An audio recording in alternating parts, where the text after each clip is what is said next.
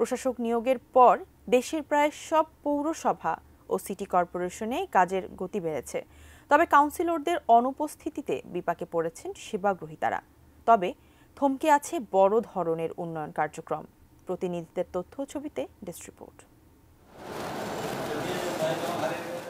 প্রশাসক নিয়োগের পর রাজশাহী সিটি কর্পোরেশনে সীমিত পরিসরে সেবা কার্যক্রম চালু হলেও কাজে ধীরগতির অভিযোগ সেবাগ্রহীতাদের। তবে বর্জ্য অপসারণ, টিকা কার্যক্রম, জন্ম ও মৃত্যু নিবন্ধন, ট্রেড লাইসেন্স সহ বেশিরভাগ কার্যক্রম চালু হয়েছে।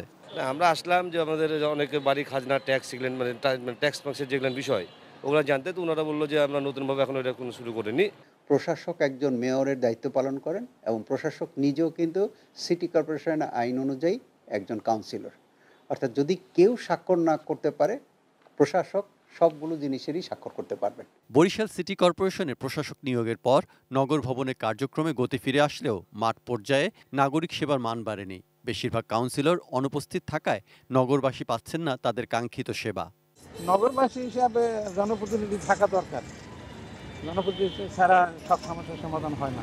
হালকা পাতলা কিছু তো সমস্যা থাকবেই, এটা অল্প সময়ের ভিতরেই এবার সমাধান হয়ে যাবে। কিশোরগঞ্জ জেলার 8টি পৌরসভার কার্যক্রম চলছে প্রশাসকের মাধ্যমে। তাতে কর্মতৎপরতা বেড়েছে পৌর কর্মকর্তা ও কর্মচারীদের মাঝে।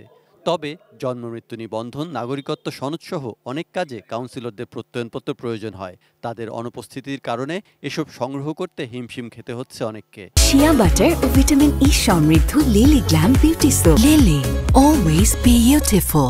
অন কমিশনা কাউকে আমি পাইতাছি না, এটা আমি কিভাবে কাজ চালাবো। উত্তরের জেলা পঞ্চগড়ের 3টি পৌরসভায় ভারপ্রাপ্ত প্রশাসকদের অধীনে চলছে সেবা কার্যক্রম। তারা দায়িত্ব নেয়ার পর থেকে মানুষের অভিযোগও অনেকটাই কমেছে। তবে ড্রেনেজ ব্যবস্থা, রাস্তাঘাট সহ অবকাঠামোগত বড় ধরনের উন্নয়ন কার্যক্রমগুলোর বেলায় দেখা দিয়েছে অচলাবস্থা।